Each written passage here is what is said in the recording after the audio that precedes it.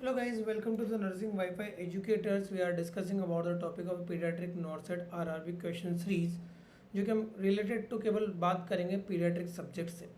उसी में आप देखिएगा आपके पास जो पहला सब्जेक्ट है यहाँ पर या पहला क्वेश्चन जो है वो क्या है, a nurse is teaching parent how to prevent accident while caring for a 6 month old infant. What is ability should be emphasized about the patient motor development? Question बोलना चाह रहा है कि पेरेंट्स जो है 6 मंथ एज के जो बच्चा है उसके लिए ऐसा क्या क्या प्रिकॉशंस या क्या क्या सावधानी बरती जाए जिस वजह से बच्चे के अंदर एक्सीडेंट ना हो। देखो तो हम बात करते हैं यहाँ पर सबसे पहले जो 6 मंथ ओल्ड चाइल्ड है उसमें मोस्ट कॉमनली क्या होता है, रोल ओवर होता है, रोल ओवर।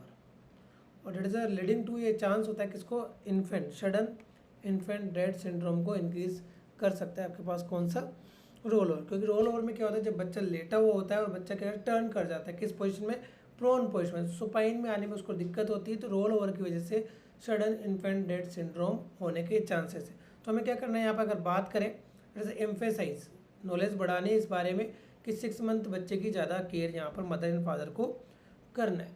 नेक्स्ट बात करें कि हम और माइलस्टोन्स की, तो देखिएगा यहाँ पर और भी माइलस्टोन्स होते हैं जैसे कि सिटिंग। सिटिंग में पहला आता है ट्राइपॉड सिटिंग। ट्राइपॉड सिटिंग में बेबी क्या करता है, ट्राइपॉड बना लेता है, अपने हाथों को अपने पैरों के बीच में रखता है, ऐसे बोलते हैं ट्राइपॉड सिटिंग। कब देखने को मिलता है, 6 मंथ्स। नेक्स्ट है आपके पास सिटिंग विद ओवन सपोर्ट। खुद के सपोर्ट के साथ विदाउट ट्राइपॉड सिटिंग, अपने हाथों के बीच में रखने के बिना बच्चा कब बैठना स्टार्ट करता है, 8 मंथ। काफ़ी इंपॉर्टेंट माइलस्टोन से ग्रोथ डेवलपमेंट की। नेक्स्ट बात करते हैं हमारे पास, नेक्स्ट यहाँ पर कि बेबी क्राउलिंग करना कब स्टार्ट करता है। क्राउलिंग का मतलब होता है abdomen of from the floor, abdomen of from floor. ठीक है, कब स्टार्ट करता है हमारे पास है, लगभग करता है 8 to 9 मंथ में क्राउलिंग स्टार्ट करता है। नेक्स्ट वन है standing while holding on furniture. इसको फर्नीचर होल्डिंग बोल सकते हो या बोल सकते हो standing with support, standing with support. ये डेवलपमेंटल माइलस्टोन कब स्टार्ट होता है, स्टैंडिंग विद सपोर्ट जनरली हमारे पास जो स्टार्ट होता है वो होता है 9 मंथ में, 9 मंथ। और आगे बात कर लेते हैं नेक्स्ट, अगर हम बात करें यहाँ पर कि और क्या यहाँ पर डेवलपमेंटल माइलस्टोन्स हो सकते हैं इसके अलावा, तो देखिएगा अदर टाइप डेवलपमेंटल माइलस्टोन के अंदर हमारे पास हो सकता है जस्ट लाइक हम बात करें कि और क्या बनता है यहाँ पर, रनवेल। रनवेल अच्छे से दौड़ कब सकता है, 15 मंथ। रनवेल कब स्टार्ट होगा, 15 मंथ। नेक्स्ट आप बात कर सकते हो यहाँ पर ही कि ट्राईसाइक्लिंग, ग्रोथ डेवलपमेंट वाले सारे, ये कितना, 3 इयर्स। तो ये काफ़ी सारे इंपॉर्टेंट यहाँ पर डेवलपमेंटल। स्टैंडिंग स्टीयर्स, सीढ़ियों में 2.5 ईयर में चढ़ता है और डाउन स्टेयर 3 इयर्स में वापस उतरना स्टार्ट कर देते हैं। तो ये कुछ डेवलपमेंटल माइलस्टोन थे इंपॉर्टेंट। नेक्स्ट चलते हैं सेकंड क्वेश्चन के ऊपर। देखिएगा सेकंड क्वेश्चन की बात करते हैं। A nurse is assessing the oral cavity of a 6-month-old infant. The parent asks which teeth will be erupt. How should the nurse respond? यहाँ पर यह है कि टीथ इरप्शंस के बारे में क्वेश्चन है कि टीथ इरप्शन जनरली पहले पूछा कि टीथ इरप्शन कब से स्टार्ट होता है, तो टीथ इरप्शन 6 मंथ से स्टार्ट होता है। पहला टीथ कौन सा आता है, अगर पहले टीथ की बात करें तो लोअर सेंट्रल इंसाइजर आता है, lower central incisor. First teeth जो इरप्शन होगा लोअर सेंट्रल इंसाइजर, उसके बाद 8 मंथ पे नेक्स्ट टीथ इरप्ट होता है, इसको बोलते हैं पहला हो गया लोअर सेंट्रल इंसाइजर, फिर अपर सेंट्रल इंसाइजर। 9 मंथ, 9 मंथ पे कौन सा होगा इनके अंदर से, 9 मंथ पे जो इरप्शंस होता है वो होता है अपर लेटरल इंसाइजर। नेक्स्ट 10 मंथ, अब कौन सा वापस, लोअर लेटरल इंसाइजर। तो ये टीथ इरप्शन की बात है कि इंसीजर टीथ कब कब इरप्ट होते हैं। नेक्स्ट बात करते हैं फॉर्मूला। टीथ फॉर्मूला क्या है बच्चों के लिए? तो 2102। अब 2102 क्या है? तो 2 जो है किसके लिए? इंसाइजर टीथ के लिए इंक्लूड करते हैं। 1 कैनाइन, 0 प्रीमोलर और मोलर 2। ठीक है, ये 4 क्वाड्रेंट में डिवाइड किया गया है। 2102 टोटल कितने टीथ हो जाते हैं? मिल्क टीथ की बात करें तो 20 टीथ्स होते हैं। कौन से वाले? Milk teeth. जो मिल्क टीथ होते हैं 20 टीथ होते हैं। नेक्स्ट बात करते हैं यहाँ पर ही फर्स्ट परमानेंट टीथ इरप्शन। पहला परमानेंट टीथ कौन सा आता है? तो देखो 6 ईयर्स पे आता है। किस पे आता है? 6 ईयर्स। और कौन सा आता है? फर्स्ट अपर मोलर टीथ। फर्स्ट अपर मोलर टीथ यहाँ पर पहला इरप्शन टीथ आपके पास रहता है। चलिएगा नेक्स्ट क्वेश्चन की बात कर लेते हैं अब कि नेक्स्ट क्वेश्चन क्या है हमारे पास। नेक्स्ट क्वेश्चन हमारे पास देखिएगा यहाँ पर, a newborn is admitted to the neonatal intensive care unit. NICU के अंदर एडमिट है with coronal atresia which is part of impaired should be nurse assess. Nurse कौन सा पार्ट असेस करेगी? पहला ऑप्शन है रेक्टम, सेकंड है नेजो फेरिंग्स, थर्ड वन है इंटेस्टाइनल ट्रैक्ट और लास्ट वन है लैरिंगो फेरिंग्स। तो देखो होता क्या है, पहले बात तो एनआईसीयू की बात करते हैं। एनआईसीयू जो है टेम्परेचर मेंटेन रखना है 26 टू 28 डिग्री सेंटीग्रेड। क्वेश्चन आता है हमारे पास नेक्स्ट वन कि coronal atresia,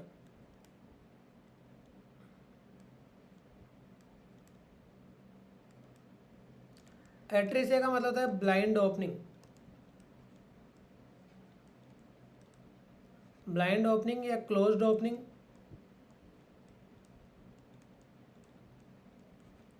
of back passage of nose. Nose का जो पिछला हिस्सा है वो क्या है? यहाँ पर बंद है, उसे बोलते हैं यहाँ पर कॉर्नल एट्रेसिया। देखिएगा आप बात कर रहे हैं विच is part of infant body should be nurse assess. कौन सा पार्ट यहाँ पर नर्स असेस करेगी? तो नर्स असेस करेगी नेजोफेरिंग्स। नेजोफेरिंग्स को असेस करेगी। जो प्रॉब्लम हो रहा है वो कहाँ होता है? पोस्टीरियर नोस्ट्रिल्स में। पोस्टीरियर नोस्ट्रिल्स क्या है? यहाँ पर क्लोज्ड है, मतलब माउथ के अंदर ओपनिंग नहीं है नोज की। ठीक है, अब यहाँ पर एक प्रॉब्लम और होता है जब बच्चा क्या होता है? स्लीपिंग केस में होता है। जब स्लीपिंग कंडीशन में होता है तो उसके अंदर देखने को मिलता है साइनोसिस, क्योंकि माउथ भी क्लोज और नोज भी क्लोज। तो जनरली स्लीपिंग टाइम पे इन बेबीज के अंदर क्या देखने को मिलता है? साइनोसिस देखने को मिलता है।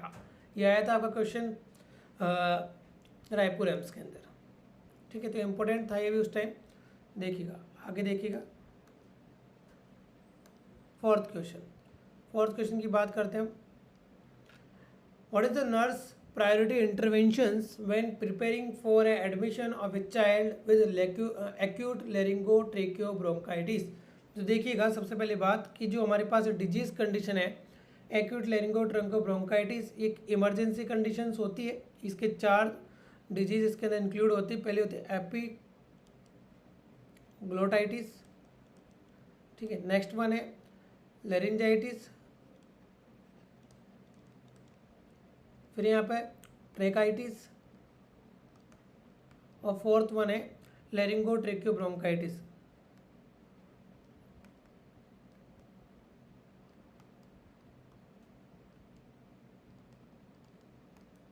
ये सारे डिजीज यहाँ पर इंक्लूड होती है। तो हम बात कर रहे हैं इसकी लास्ट वन डिजीज की, acute लैरिंगोट्रेकियोब्रोंकाइटिस।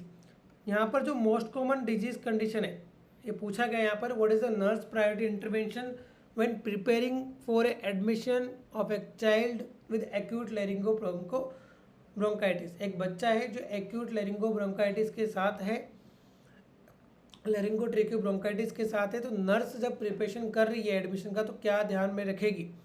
Paid the side rails of the crib के साइड रेल्स को अप करेगी, arrange for a quiet and cool environment arrange करेगी, place the tracheostomy set at the bed side, sorry, obtain incline so the patient can stay. तो देखिएगा जो main functions या main responsibility थी यहाँ पर एयरवे सिक्योर करना। तो इसके लिए क्या करते हैं हम, बेड साइड ट्रेकेस्टोमी सेट रखते हैं विद सक्शन मशीन। ठीक है, ये एक प्रकार का वायरल इन्फेक्शन के जैसे होता है जिसके अंदर पैरा इन्फ्लुएंजा, इन्फ्लुएंजा, निमोनिया आदि यहाँ पर मोस्टली इन्हीं की वजह से होता है। लो ग्रेड फीवर आता है,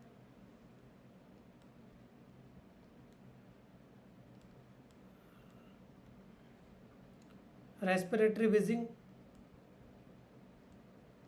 देखने को मिलता है। ये सारी चीज़ें यहाँ पर देखने को मिलती है इसके अंदर। एक्यूट लेरिंगो ट्रेकोब्रोंकाइटिस, ऐसे बच्चे जिनके अंदर एयरवे कॉम्प्रोमाइज़ होने का चांसेस बहुत ज़्यादा होता है, तो बेड साइड हम क्या करते हैं यहाँ पर, क्योंकि बेड साइड क्या करके रखते हैं यहाँ पर, ट्रेकोस्टोमी सेट या इंट्यूबेशन सेट अरेंज करके यहाँ पर हम रखते हैं। तो राइट आंसर हो गया हमारे पास यहाँ पर प्लेस द ट्रेकोस्टोमी सेट।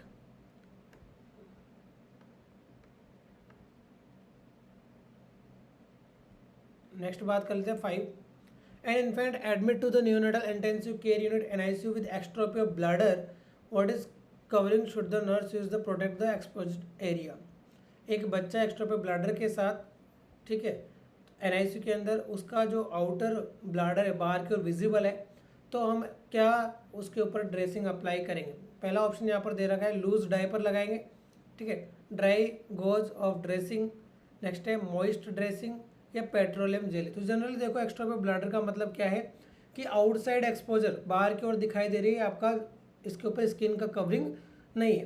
तो ऐसे कोई भी केस जहाँ पर बॉडी कैविटी से बाहर की ओर कोई भी ऑर्गन विजिबल है, ठीक है, किसी सेक के अंदर है, तो उसको क्या करते हैं हम, moist sterile NS gauze piece से कवर कर देते हैं ताकि क्या ना हो, इन्फेक्शन एंड डिहाइड्रेशन ना हो। और कौन कौन से केस हो सकते हैं, न्यूरल ट्यूब डिफेक्ट के अंदर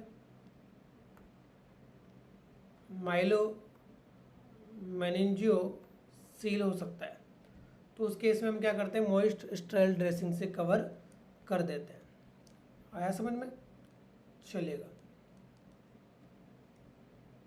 नेक्स्ट वन है आपके पास, the nurse observe that a 3 years old child in a crib has a clamped jaw and is having a tonic clonic seizure, what is the priority nursing responsibility at this time। एक बच्चा है जिसको tonic clonic seizures आए हुए हैं, ठीक है, जो उसने क्लेम्ड कर रखा है, तो आपकी नर्सिंग रेस्पॉन्सिबिलिटी क्या होगी। तो देखो सबसे पहले हम बात करें प्रायोरिटीज़ की, तो यहाँ पर दे रखा है apply restrain, administration oxygen, protect the child from the self injuries, insert plastic airway of the mouth. तो यहाँ पर सीजर के केस में सबसे पहले सेफ्टी का ध्यान रखना है। तो क्या करना है, प्रोटेक्ट द चाइल्ड से इंजरी, बच्चा गिर ना जाए, इसका हमें क्या करना है, ध्यान रखना है। तो आंसर तो होगा correct C, protect the child from the self injuries.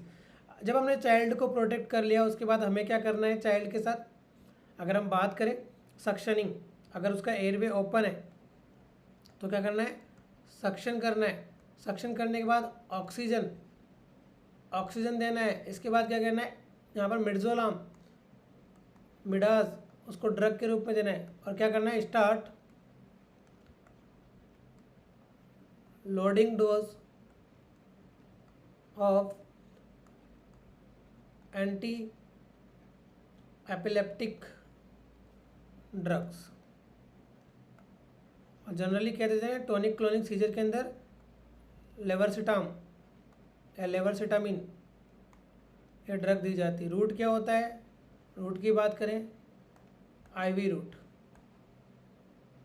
तो सबसे पहले सीजर्स है, तो सीजर्स के अंदर देखिएगा आपका जो रेस्पॉन्सिबिलिटी बनता है सीजर के अंदर वो बनता है आपका सेफ्टी का, कि आप सेफ्टी का ध्यान रखें, फर्स्ट वन। देन एयरवे के अंदर अगर कुछ सिक्रेशन है तो एयरवे कॉम्प्रोमाइज़ करें, या पोजीशन के अंदर आप क्या कर सकते हो उसको वन साइडेड टर्न भी करवा सकते हो। देन द ऑक्सीजन, फिर आपको ऑक्सीजन देना है। फिर यहाँ पर सडन जो अभी टोनिक क्लोनिक सीजर्स आ रहे हैं उसको कंट्रोल करने के लिए अगर एक्टिव सीजर है तो मिडास देना है। फिर आपको क्या देना है वहाँ पर लेवरसिटामिन जो एंटी एपिलेप्टिक ड्रग्स है वो क्या कर देना है, स्टार्ट कर देना है। तो इस मेथड में हमें क्या करना है, वहाँ पर ध्यान रखना है कि सीजर मैनेजमेंट ऐसे हमें करना है। नेक्स्ट देखो यहाँ पर हम बात करें 7 क्वेश्चन के अंदर कि what should nurse care for infant after the surgical repair of A cleft lip include. एक जो क्लेफ्ट लिप का बच्चा है, जो कटा हुआ लिप्स होता है क्लेफ्ट लिप या काइलोस्केसिस जिसको बोलते हैं, उसका बच्चा है, हमने उसकी सर्जरी करी और सर्जरी के बाद हमें क्या क्या ध्यान रखना है। Prevent the crying, placing in the semi follow position, keep NPO 1 day after surgery, feeding with A spoon after 2 days. तो देखो मेन प्रायोरिटी है सूचर, यहाँ पर क्या कर दिया गया है, सूचरिंग कर दिया गया है लिप्स के ऊपर। If the child is crying, if the child is crying तो क्या होगा, प्रेशर ऑन सूचर लाइन, और सूचर लाइन क्या होगी, टूटेगी, और क्या होगा, ब्लीडिंग। ब्लीडिंग के कॉम्प्लिकेशन के से क्या हो सकता है, एस्पिरेशन। तो एयरवे को सिक्योर करना है, हमारी प्रायोरिटी क्या चला गया यहाँ पर, prevent the crime. Generally surgery कब की जाती है, 3 to 6 मंथ, और जो इसका क्राइटेरिया है वो क्या है, वाह, डेट मीन्स वेट कितना, 10 पॉइंट्स होना चाहिए, सॉरी HB कितना होना, 10 ग्राम होना चाहिए, और एज कितना होना चाहिए, 10 वीक्स होना चाहिए। ठीक है, तो ये क्राइटेरिया यहाँ पर फॉलो किया जाता है किसके लिए, surgical repair of the cleft lip. Next question है इसी से हमारे पास, what should a nurse use to feed an infant born with unilateral cleft lip and palate. एक बच्चा क्लेफ्ट लिप के साथ पैदा हुआ है, उसके लिए क्या फीडिंग टेक्निक्स यूज़ करते हैं। तो देखो यहाँ पर प्लास्टिक स्पून लिखा है, जैसे क्रॉस कट निपिल, नेक्स्ट है पेरेंट्रल इन्फ्यूजन, और रबर टिप स्पून। देखो प्लास्टिक यूज़ नहीं करते हैं बिकॉज कट लग सकता है, क्रॉस कट निपल भी यूज़ नहीं करते, उसका बोर बड़ा होता है, इस वजह से उसको एस्पिरेशन निमोनिया हो सकता है। पेरेंट्रल इन्फ्यूजन पे भी नहीं रख सकते बच्चों को, क्योंकि वहाँ पर रिक्वायरमेंट नहीं है, बच्चा सिक नहीं है। तो जनरली रबर स्पून यहाँ पर यूज़ करते हैं। या क्या क्या यूज़ कर सकते हैं, देखो मैं बताता हूँ आपको, रबर कप, स्पून,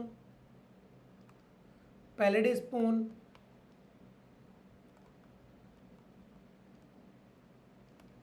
ठीक है, पैलेट स्पून, या फिर यहाँ पर ESSR टेक्निक्स भी यूज़ करते हैं, पर बिफोर यूज़ करते हैं जनरली। तो ट्यूब फीडिंग नहीं कराते हैं क्योंकि वहाँ पर सूचर डैमेज होने के चांसेस रहते हैं, तो जनरली रबर स्पून फीड या कटर स्पून फीड भी कराते हैं, केस फीड। पर ज़्यादा बेटर है आप क्या करा रहे हो, पैलेट स्पून या रबर स्पून फीड कराइए, ताकि बेबी के अंदर एस्पिरेशन के चांसेस क्या हो जाते हैं, कम हो जाते हैं। तो राइट आंसर हो गया हमारे पास रबर टिप्ड सिरिंज या रबर स्पून, या एक सिरिंज भी आज बोलते हैं एसेप्टो सिरिंज, इमेज बेस्ड भी क्वेश्चन आता है, एसेप्टो सिरिंज भी यूज़ करते हैं, एसेप्टो सिरिंज। नेक्स्ट देखिएगा, आप नेक्स्ट बात करते हैं, ए infant, A 1 month old infant admit to pediatric unit with a tentative diagnosis of the Herpes disease echo. What is procedure does the nurse expect to be confirm the diagnosis? Herpes disease को confirm करने के लिए क्या diagnosis करते हैं, पहले colonoscopy करते हैं, रेक्टल बायोप्सी करते हैं, मल्टीपल सेलाइन एनिमास देते हैं, फाइब्रो ऑप्टिक देते हैं। देखो जो हमारे पास congenital megacolon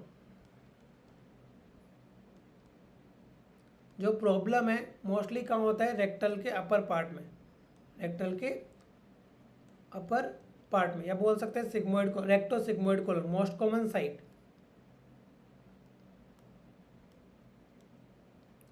most common site कौन सा होता है, रेक्टो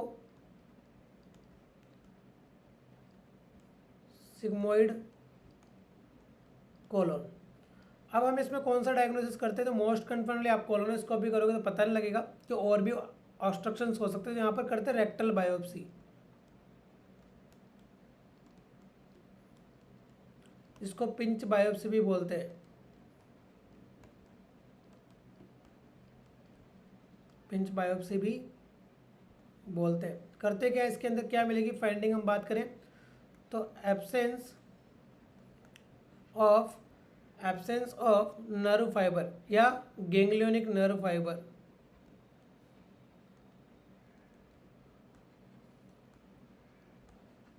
फाइबर्स। जनरली होता क्या है कि पेरिस्टालसिस मूवमेंट करवाने के लिए हमें गैंग्लियोनिक नर्व फाइबर का रिक्वायरमेंट होता है, और जनरली जो गैंग्लियोनिक नर्व फाइबर बनते हैं वो बनते हैं 5 to 8 weeks of the organogenesis, जब चलता है उस टाइम। अगर नहीं बन पाते हैं तो उस एरिया में गैंग्लियोनिक एब्सेंट होने से पेरिस्टालसिस मूवमेंट नहीं होते हैं, और पेरिस्टालसिस मूवमेंट नहीं होने के वहाँ पर क्या होगा कॉन्स्टिपेशन, और जो रेक्टम है उसके अपर पार्ट में, रेक्टोसिग्मोइड कोलोन, उसके अपर पार्ट में क्या हो जाएगा स्टूल कलेक्शन हो जाएगा, और कोलोन कैसा आ जाएगा बहुत बड़ा, जिसे बोलते हैं मेगा कोलोन। तो ये था यहाँ पर हमारे पास क्वेश्चन 9।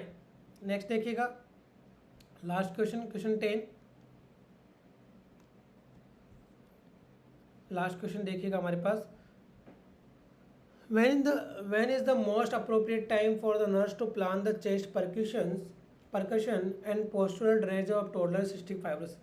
देखो सिस्टिक फाइब्रोसिस के अंदर CFTR जो जीन है वो अबनॉर्मल होता है, इस वजह से म्यूकस कलेक्शन होता है किसके अंदर, एक्सोक्राइन ग्लैंड्स के अंदर, और जितनी भी ओपनिंग्स क्या हो जाती है क्लोज्ड हो जाती है, और बॉडी के अंदर म्यूकस जमा हो जाता है। तो ऐसा ही रेस्पिरेटरी सिस्टम के अंदर होता है, और मोस्ट कॉमन डेथ भी रेस्पिरेटरी फेलियर की वजह से ही होती है। तो कुछ क्वेश्चन के अंदर ऑप्शन दे रहा है कि हमें क्या करना है चेस्ट परकशंस के लिए, यहाँ पर आफ्टर सक्शनिंग करना है, बिफोर एरोसल थेरेपी देना है, 1 आवर बिफोर मील्स या 15 मिनट आफ्टर मील्स। तो जनरली देखो क्या क्या होता है सीक्वेंस कि सबसे पहले आपको क्या करना है, यहाँ पर इसको ब्रोंको डायलेटर देना है, ब्रोंको डायलेटर्स देना है, जिसके अंदर साल्ब्यूटामोल या एपिनेफ्रिन यूज़ करते हैं। उसके बाद हमें क्या करना है चेस्ट परकशन करना है, ठीक है। एक इम्पोर्टेंट चीज़ ध्यान रखनी है कि चेस्ट फिजियोथेरेपी या कपिंग मेथड, जनरली कौन सा मेथड यूज़ करते हैं, कपिंग मेथड यूज़ करने से पहले ये स्टेटस पता लगाना है कि बेबी ने खाना खाया या नहीं खाया। तो जनरली बिफोर मील, खाना खाने के बाद वॉमिटिंग होने के चांसेस बढ़ जाते हैं, एस्पिरेशन कर सकता है। तो हमें क्या करना है कम से कम 1 आवर बिफोर क्या देना है CPT, चेस्ट फिजियोथेरेपी यहाँ पर देना है। राइट आंसर होगा यहाँ पर कि 1 आवर बिफोर द सेरेपी। एरोसेल क्या होना है, एरोसेल आफ्टर होता कि पहले हमें क्या देंगे साल्ब्यूटामोल, उसके बाद देंगे, इसलिए गलत है। आफ्टर सक्शनिंग भी नहीं करते, ठीक है, और 15 मिनट आफ्टर मील्स भी नहीं करते। जनरली 2 to 3 आवर्स, अगर मील्स की बात की जाए तो 2 to 3 आवर्स आफ्टर मील क्या करते हैं यहाँ पर चेस्ट फिजियोथेरेपी देते हैं। तो थैंक यू सो मच, बने रहिए नर्सिंग वाईफाई एजुकेटर्स के साथ इसी तरह के इंटरेस्टिंग क्वेश्चन के लिए। थैंक यू सो मच, मिलते हैं फिर से नेक्स्ट क्लास के।